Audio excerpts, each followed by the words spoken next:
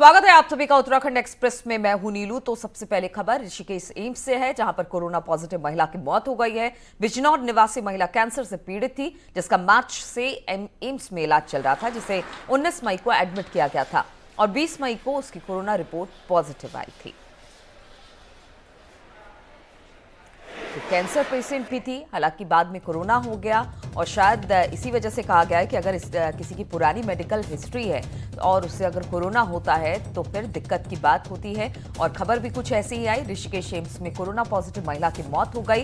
बिजनौर निवासी महिला कैंसर से पहले से पीड़ित थी, जिनका मार्च से एम्स में इलाज चल रहा था, जिसे 19 मई को एडमिट किया गया था और अब 20 मई को उनकी कोरोना रिपोर्ट पॉजिटिव आई थी, जिसके बाद से उनका इलाज चल रहा था और कल उनकी मौत हो गई। तो ऋषिकेश एम्स से बड़ी खबर आ रही है। जिस तरह से लगातार उत्तराखंड में एक के बाद एक कोरोना पॉजिटिव मामले बढ़ते जा रहे हैं, अब उसको लेकर ऋषिकेश एम्स से खबर है कि यहां पर कोरोना पॉजिटिव महिला की मौत हो गई है। बिजनौर की निवासी ये महिला बताई जा रही है, जो पहले से कैंसर से पीड़ित थी। उनका इलाज चल रहा था और इसी पर बातचीत करने के लिए दीपांकर भट्ट देहरादून से हमारे साथ जुड़ रहे हैं। दीपांकर, कब से ये महिला यहां पर ऋषिकेश एम्स में भर्ती थी और इनकी मेडिकल हिस्ट्री बताई जा रही है कि ये कैंसर से पीड़ित थी, और कब इनको पता चला कि ये कोरोना पॉजिटिव है?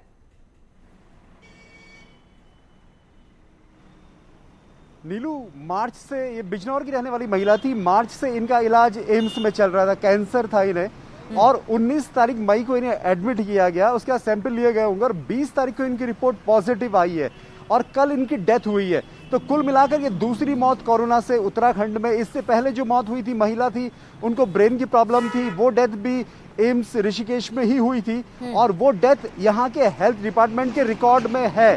तो अब ये दूसरी मौत उत्तराखंड में कोरोना से, भले ही दूसरी बीमारी रही हो, लेकिन कोरोना इसकी वजह है और कोरोना से उत्तराखंड में दूसरी मौत है नीलू। तो इससे अब ये जो समस्या, जिस तरह लगातार मरीज सामने आ रहे हैं और अब ये डेथ 2 सामने आ चुकी है, तो अब चिंता बढ़ती जा रही है हेल्थ डिपार्टमेंट की कि कैसे इस मुश्किल से अब निपटा जाए, क्योंकि कोरोना संक्रमण लगातार फैलता जा रहा है नीलू। बिल्कुल। और अगर दीपांकर पूरे उत्तराखंड की बात की जाए, जिस तरह से प्रवासी अब लौट रहे हैं, आंकड़ा धीरे धीरे बढ़ता जा रहा है और 2 लोगों की अब मौत हो गई है कोरोना से, हालांकि उनकी मेडिकल हिस्ट्री पहले से रही है। तो क्या ऋषिकेश एम्स में इसको लेकर तैयारी और बेहतर करने की बात हो रही है?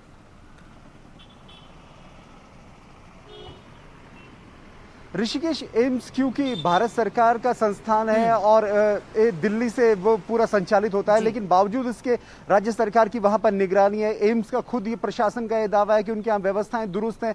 एम्स ऋषिकेश में कई केसेस सामने आए, तमाम रिपोर्ट्स वहां पर चेक हो रही हैं, खुद सैंपल टेस्टिंग वहां पर हो रही है। तो प्रशासन का ये दावा है कि उनके यहाँ व्यवस्थाएं दुरुस्त हैं, लेकिन बावजूद इसके अब जो नंबर लगातार आप जो कह रही हैं कि प्रवासियों का नंबर बढ़ता जा रहा है, तो चाहे भी कोई भी कोविड सेंटर हो, चाहे दून हॉस्पिटल हो, चाहे हल्द्वानी का सुशीला तिवारी हो, चाहे एम्स हो, अगर नंबर इस तरीके से बढ़ता रहा, मरीजों की संख्या बढ़ती रही, तो आने वाले दिनों में हालात कुछ और बेकाबू हो सकते हैं।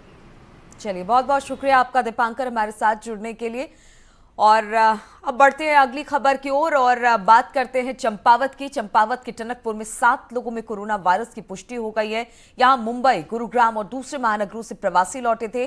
देर रात आई मेडिकल रिपोर्ट में कोरोना वायरस होने की पुष्टि हुई है। तो अलग अलग राज्य के जिलों से कुछ इसी तरह की खबर आ रही है। चंपावत के टनकपुर से भी 7 लोगों में कोरोना की वायरस की पुष्टि हो गई है, क्योंकि लगातार जो प्रवासी आ रहे हैं उनके टेस्ट भी किए जा रहे हैं। बताया जा रहा है जो 7 लोग हैं वो मुंबई से, गुरुग्राम और फिर दूसरे महानगरों से ये प्रवासी लौटे थे, जिनमें कोरोना संक्रमण पाया गया है।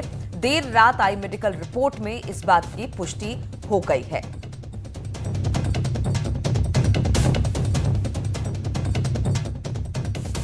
से आए हुए जो प्रवासी नागरिक हैं, उनका हमने ILI के बेसिस पे हमने जो है परीक्षण किया। 24 परीक्षण हमने सुशीला तिवारी भेजे थे, उसमें से हमारे पास 9 की रिपोर्ट प्राप्त हुई है, जिसमें से 7 लोग कोरोना संदिग्ध पाए गए हैं। कोरोना संदिग्ध मरीज वो हमने जो है TRC टनकपुर में हमने क्वारंटीन, आइसोलेशन क्वारंटीन में रखा हुआ है। वर्तमान में हमारे पास कुल हमने 186 मरीजों की सैंपल। और बातचीत करने के लिए कमलेश भट्ट संवाददाता चंपावत इस वक्त हमारे साथ जुड़ गए हैं। कमलेश, ये बड़ी चिंता की बात है कि चंपावत जैसी जगह पर जब प्रवासी पहुंच रहे हैं और एक साथ 7 लोगों में कोरोना की पुष्टि अब कर दी गई है जांच के बाद, तो अब इसको लेकर किस तरह की कवायद चल रही है? जो बाकी लोग आ रहे हैं उनको, और जो 7 लोग अभी पॉजिटिव पाए गए उनको कहाँ रखा गया है और उनके साथ मिलने जुलने वालों को क्या क्वारंटीन किया गया है? नीलू, वाकई ये बड़ी गंभीर बात है कि 2 महीने तक जो ग्रीन जोन में हमारा चंपावत जिला था, आखिरकार आज वहां कोरोना के 7 केसों की पुष्टि हुई है और 7 केस यहां पर आए हुए हैं। पिछले 2-3 दिन में 39 के आसपास यहाँ के जो स्वास्थ्य विभाग है उसने जो दिल्ली, मुंबई और गुरुग्राम जैसे महानगरों से जो लोग आए थे उनको जो कोरोना के लक्षण दिख रहे थे उनकी जो टेस्टिंग की थी, सैंपल लिया था, उसमें 7 लोगों का केस पॉजिटिव ये आया हुआ है। ये टनकपुर के अभी इन्हें टनकपुर में रखा गया है। वहां से इसके बाद सुशीला तिवारी या फिर अन्य जगहों पर जहाँ पर भेजे जाएंगे वहां इनको भेजा जाएगा जहाँ इनका उपचार होगा। लेकिन मामला बेहद गंभीर है क्योंकि अभी तक 2 महीने तक ग्रीन जोन में शामिल होने के बाद अगर इतनी बड़ी संख्या में जो लोग बड़े बड़े महानगरों से आ रहे हैं और इस पहाड़ जैसे शांत इलाके में आखिर कोरोना की महामारी ने दस्तक दे दी है। नीलू, बिल्कुल कमलेश, तो कहा जा सकता है कि अब जिस तरह से प्रवासी पहुंच रहे हैं और खासतौर पर चंपावत की बात की जाए, अब से कुछ दिन पहले तक ग्रीन जोन में था, अब वो रेड जोन में कहीं ना कहीं तब्दील होता दिखाई दे रहा है। बहुत बहुत शुक्रिया हमारे साथ जुड़ने के लिए।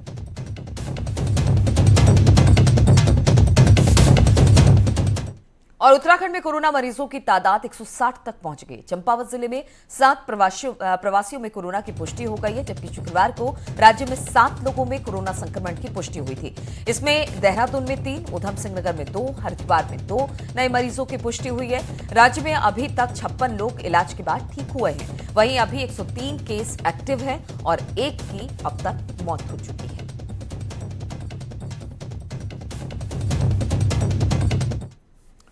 और उत्तराखंड में कोरोना केस बढ़ते जा रहे हैं और लॉकडाउन को 2 महीने पूरे हो चुके हैं। लेकिन इस बीच अब महत्वपूर्ण हेल्थ डिपार्टमेंट की जिम्मेदारी सेक्रेटरी अमित नेगी को सौंप दी गई है। अमित नेगी का कहना है कि मौजूदा वक्त में कोरोना संक्रमण को रोकना बड़ी चुनौती है। वहीं भविष्य की बात करें तो जमीनी स्तर पर हालात में सुधार और हेल्थ इंडिकेटर्स में सुधार का प्रयास रहेगा।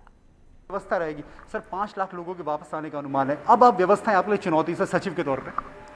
काफ़ी चुनौतीपूर्ण ऑब्वियसली समय है चल रहा है। हमें कोविड-19 से हमारे स्टेट गवर्नमेंट ने काफ़ी अच्छा अभी तक फाइट किया है और अभी हम लोग के साथ डिटेल मीटिंग हमने हेल्थ डिपार्टमेंट के साथ करी है और अभी प्रयास यही रहेगा कि कोविड-19 से हमारे जो इन्फेक्शन रेट है बहुत कम रहे और साथ ही साथ जो हमारे लोग आ रहे हैं कैसे हम लोग उनका भी बचाव कर सके, उनको भी हेल्प कर सके और जो क्वारंटीन एंड स्पेशली जो होम क्वारंटीन में लोग रखें उन पर हम थोड़ी निगाह रखें ताकि इन्फेक्शन सभी जगह कम फैले।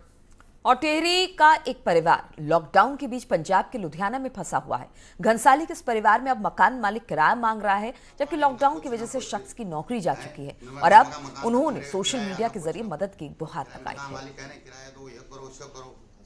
हम कहाँ से देंगे? ठीक है, होटल में नौकरी करते थे, हम यहाँ बहुत परेशान हैं भाई। 3 महीने हो गए, कोई ना राशन, ना पानी, ना कुछ है। मकान का कमरे का किराया, ना कुछ किराया। मकान मालिक कह रहे हैं किराया दो, ये करो, शो करो, हम कहाँ से देंगे? ठीक है, होटल में नौकरी करते थे, होटल बंद हो गए। हमारे बच्चे छोटे छोटे हैं, भूखे सो गए यहाँ पे, भूखे सोए हुए हैं। ठीक है, हमारा सिलेंडर भी खा लिएगा, इधर राशन पानी कुछ नहीं है। ठीक है, हम लुधियाना से बोल रहे हैं, ना कोई गाड़ी की व्यवस्था, ना घर आने की व्यवस्था, ना कुछ, ना राशन पानी, कुछ ना कुछ। यहाँ की सरकार हमारी सुनती है नहीं। बाहर जाओ तो पुलिस वाले डंडे मारते हैं, कहाँ जाएं? और रेड जोन से उत्तराखंड पहुंचने प्रवासियों को लेकर हाईकोर्ट के निर्देश के बाद अब प्रशासन ने प्रवासियों को कोटद्वार में ही क्वारंटीन करना शुरू कर दिया है। प्रशासन ने इसके लिए कोटद्वार के डिग्री कॉलेज समेत कई स्कूलों को क्वारंटीन सेंटरों में तब्दील कर दिया है, जहां पर 1000 लोगों के साथ रुकने की व्यवस्था की गई है। प्रशासन की ओर से उत्तर प्रदेश उत्तराखंड बॉर्डर पर चेकिंग के बाद सभी प्रवासियों को क्वारंटीन सेंटरों में भेजा जा रहा है। डीएम पौड़ी शिव कुमार बरनवाल का कहना है कि पौड़ी में अब तक 35,000 प्रवासी पहुंच चुके हैं, जबकि अभी प्रवासियों के आने का सिलसिला लगातार जारी है। जो विभिन्न inter college, degree college, public school, इन सब जगहों पर है और उसमें जो लोग रुक रहे हैं उनकी पूरी जांच समय समय पर की जा रही है और जैसा माननीय उच्च न्यायालय और ICMR की गाइडलाइन है उसके मुताबिक उनकी चेकिंग की जा रही है। और दूसरे राज्यों में उत्तराखंड के फंसे प्रवासी अभी भी घर जाने के लिए बसों का इंतजार कर रहे हैं। उधर नेपाल के नागरिक खुद को उत्तराखंड का बताकर बसों में सवार होकर उत्तराखंड पहुंच गए और भारतीय नागरिकों के हितों पर चोट पहुंचा रहे हैं। बनबसा टनकपुर खटीमा में ऐसे सैकड़ों नेपाली अन्य राज्यों से पहुंचे हैं जो खुद को उत्तराखंड का बताकर उत्तराखंड की बसों में सवार होकर यहां पहुंच गए। आप भी देखिए कैसे ये नेपाली नागरिक खुद को उत्तराखंडी, वो भी चंपावत जिले का बताकर बसों में सवार होकर बनबसा तक पहुंच गए। यकीन ना हो तो भीड़ की तस्वीरों को गौर से देखिए। ये भारतीय प्रवासियों की भीड़ नहीं बल्कि 800 से ज्यादा वो नेपाली नागरिक हैं जो खुद को भारतीय बताकर बनबसा पहुंचे। बनबसा के लिए मना कर रहे थे, इसी चक्कर में हमने ये चंपावत जिला बता के इसलिए आए हैं जी। वहाँ बहुत परेशानी थी हमारे को, इस चक्कर में आए हैं। लोग आए? हम आए हैं जी सारे, ये भी है, ये जो बैठे हैं 50-55 आदमी हैं जी। हामीले इन्डियामा भएर पनि नेपाली हौँ भन्न सकेका छैनौँ, तर पनि नेपाली हौँ भनेपछि इन्डियाले नेपालतिर लाउन पठाउन लागेका छैन। अब मसला पड़ोसी देश, वो भी मित्र राष्ट्र का है तो मजबूर पुलिस भी बनबसा पहुंचे इन 800 से ज्यादा जबरदस्ती के नेपाली मेहमानों की रहने खाने की व्यवस्था कर रही है। इन नेपालियों की व्यवस्था करना हमारी जिम्मेदारी है और इसके लिए हम इनको जगह जगह स्कूलों में टिका रहे हैं और उनके खाने पीने की व्यवस्था करा रहे हैं। असल में सबसे बड़ी गलती उन राज्यों की है जो बिना चेकिंग के नेपाली नागरिकों को उत्तराखंड भेज रहे हैं और उत्तराखंड के असल प्रवासी अब भी दर दर भटकने को मजबूर हैं। जो सरकार द्वारा बसें लगाई गई है उसमें उत्तराखंड के लोग आने चाहिए, लेकिन इसमें उत्तराखंड के प्रवासियों के नाम से नेपाल के लोग जो आ रहे हैं ये गलत है। पहला तो दूसरे राज्यों ने नेपाली नागरिकों को सीधे उत्तराखंड भेज दिया बिना चेकिंग के और ऊपर से नेपाल सरकार इन्हें लेने को तैयार नहीं है। ऐसे में बनबसा, खटीमा और टनकपुर में ये प्रवासी नेपाली बड़े संकट की वजह भी बन सकते हैं। कमलेश भट्ट, न्यूज़ 18 चंपावत। और उत्तराखंड आने वाले दिनों में 5 लाख लोगों की वापसी हो सकती है, यह अनुमान खुद सरकार की तरफ से लगाया गया। मंत्री मदन कौशिक का कहना है कि रजिस्ट्रेशन के अलावा तमाम लोग अपनी गाड़ियों से बिना रजिस्ट्रेशन के भी वापस लौट सकते हैं। वहीं इंस्टीट्यूशनल क्वारंटीन को लेकर कहा कि राज्य में पूरी व्यवस्था है, जबकि कांग्रेस का कहना है कि सरकार अब तक कोरोना के हालात से निपटने में नाकाम रही है और प्रवासियों के लिए सरकार के पास कोई व्यवस्था नहीं है। क्वारंटीन सेंटर को लेके क्वारंटीन सेंटर इसलिए व्यवस्था है कि इनमें से हम होम क्वारंटाइन करेंगे, तो इसलिए कोई प्रॉब्लम नहीं आएगी। अधिकतर जाएंगे, अपने घरों में भी जाएंगे।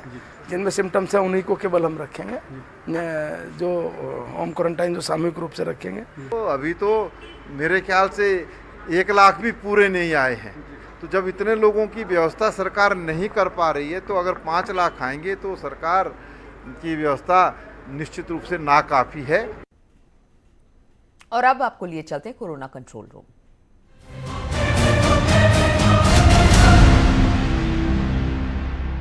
नमस्कार डॉक्टर साहब, मैं पुष्कर से सुनीता शर्मा बोल रही हूँ और मेरा आपसे यह सवाल है कि क्या विटामिन सी खाने से रोग प्रतिरोधक क्षमता बढ़ती है और क्या इससे कोरोना से बचा जा सकता है? मेरा नाम श्याम है और मैं मधुबनी बिहार से हूँ। मैं ये जानना चाहता हूँ ये कोविड-19 में अगर विटामिन सी का क्या रोल है, क्या विटामिन सी लेने से कोरोना की बीमारी में कुछ फ़ायदा होता है? डॉक्टर साहब, मेरा नाम दीपक कुमार राठौर है। ये अभी कोरोना वायरस की बीमारी बहुत ज़्यादा फैली हुई है।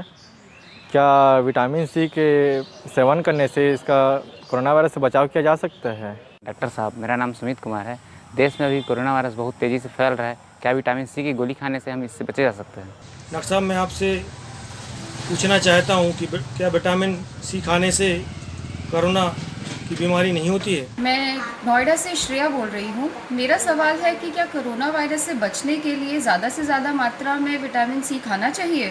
तो विटामिन सी हमारी शरीर में जो डिफेंस सिस्टम है हमारा, उसको मजबूत करता है और इसको अगर हम रोजाना लेते हैं किसी भी रूप में, फलों और सब्जियों के रूप में, तो हमारी रोग प्रतिरोधक क्षमता बनी रहती है और किसी भी वायरस या अन्य बीमारियों के लिए भी ये हमारा खतरा कम हो जाता है। तो ये देखा गया है कि विटामिन सी अभी चाइना में एक स्टडी के अंदर, जिसमें कि इंजेक्शन के तौर पर विटामिन सी दिया गया कोरोना बीमारी में, उनमें मैकेनिकल वेंटिलेटर्स पर जो उसकी आयु, उसमें जो समय था वो 18% तक कम हुआ। हालांकि इसके बहुत अभी सही निष्कर्ष नहीं निकल पाए हैं और जो मुंह से जो विटामिन सी दिया जाता है उसकी अभी कोई वैल्यू कोरोना के संक्रमण के इलाज में नहीं है। परंतु हम यह जरूर रिकमेंड करते हैं कि हमें विटामिन सी हमें रोजाना प्रतिदिन अपने भोजन में शामिल रखना चाहिए।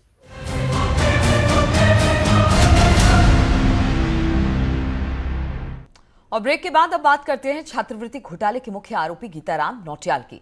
तो न्यूज 18 पर खबर दिखाए जाने के बाद नौटियाल की बहाली रद्द हुई है और अब मुख्यमंत्री ने भी इस पर कड़ा एक्शन लिया है। मुख्यमंत्री त्रिवेंद्र रावत ने मुख्य सचिव को इस मामले की जांच के आदेश दिए हैं और जल्द ही रिपोर्ट देने को कहा है।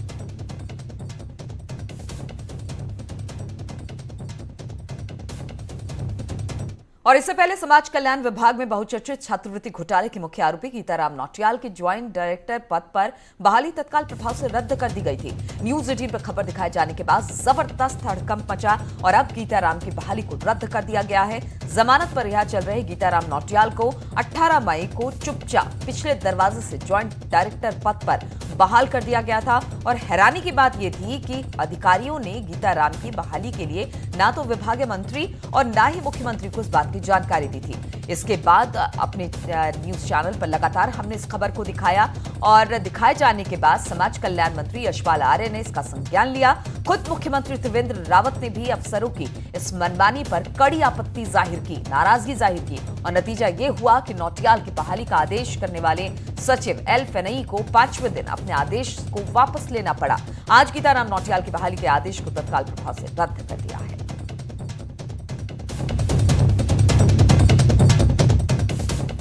और छात्रवृत्ति घोटाले के आरोपी गीताराम नौटियाल की बहाली पर समाज कल्याण मंत्री यशपाल आर्य ने गंभीर नाराजगी व्यक्त की और कहा कि मामले की जांच होगी और गीताराम पर तत्काल कार्रवाई की जाएगी। यही नहीं, यशपाल आर्य ने खुद कहा था कि उन्हें गीताराम की बहाली की जानकारी न्यूज 18 से मिली, ये अधिकारियों से नहीं।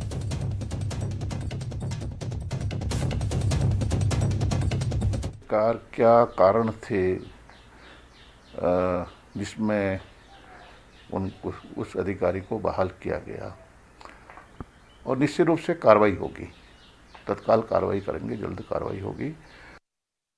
और उत्तर प्रदेश के विधायक अमन मणि को लॉकडाउन के दौरान बद्रीनाथ केदारनाथ का पास देने का मामला हाईकोर्ट पहुंच गया है। मामले की सीबीआई जांच और दोषियों पर कार्रवाई को लेकर हाईकोर्ट में याचिका दाखिल की गई थी, जिस पर हाईकोर्ट ने याचिकाकर्ताओं से दस्तावेजों के साथ याचिका दाखिल करने को कहा है और फटकार लगाते हुए 1 हफ्ते में याचिका में सभी गलतियों को दूर करने को कहा है। आपको बता दें कि उत्तर प्रदेश के दबंग विधायक अमन मणि अपने 10 साथियों के साथ उत्तराखंड पहुंचे थे, जिस पर खासा बवाल मचा था।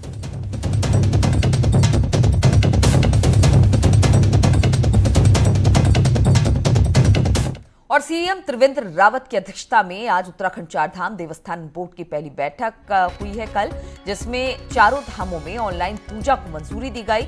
न्यूज 18 ने इसे लेकर पहले भी बताया था और अब खबर का असर भी हुआ है। अब घर बैठे ही चारों धामों में पूजा अर्चना की जा सकेगी। साथ ही बैठक में धार्मिक यात्रा के संचालन के लिए एक कमेटी बनाई गई है। वहीं सभी 51 मंदिरों की संपत्ति, निधि और बहुमूल्य वस्तुओं के अधिग्रहण के लिए मुख्य कार्यकारी अधिकारी को अधिकृत किया गया है। उत्तराखंड चारधाम देवस्थानम बोर्ड का अलग बैंक अकाउंट होगा। बोर्ड के लिए 15 करोड़ 46 लाख रुपए मंजूर किए गए हैं। बद्री केदार मंदिर समिति की बची हुई धनराशि भी उत्तराखंड चारधाम देवस्थानम प्रबंधन बोर्ड में ट्रांसफर की जाएगी। यात्रा को सुचारू चलाने के लिए पूरी तरीके से प्रबंधन बोर्ड को हिदायत दी गई है कि आप सब प्रबंध करें, सब ठीक ठाक करें, ताकि अगर लॉकडाउन खत्म होता है उसके बाद यात्रा प्रारंभ होती है तो सोशल डिस्टेंसिंग रखते हुए, सैनिटाइजेशन रखते हुए और मास्क पहने हुए किस प्रकार से यात्रा चल सकती है। और हल्द्वानी में गर्मी बढ़ने के साथ ही पानी की किल्लत सामने आ रही है। दमुआ ढूंगा में पानी कमी से महिलाएं बेहद परेशान हैं। पानी न आने से परेशान कुछ महिलाएं जल संस्थान के दफ्तर जा पहुंची और पानी को लेकर प्रदर्शन किया। महिलाओं ने कहा कि वो कोरोना महामारी के दौर में बूंद बूंद के लिए परेशान है। परेशान है, वहाँ जो पानी की पहले की लाइन थी वो तो बंद कर दी है, फिर हम लोगों ने दूसरे लाइन में से पानी लिया, अब वो भी बंद हो गया है। हमारे वहाँ पानी की बहुत ज़्यादा दिक्कत हो रही है और उसमें पतली लाइन थी, वो लाइन पूरी बंद कर चुकी है। तो हम इसलिए हमारे गांव में मोटी लाइन होनी चाहिए। और इसी के साथ इस बुलेटिन में फिलहाल इतना ही।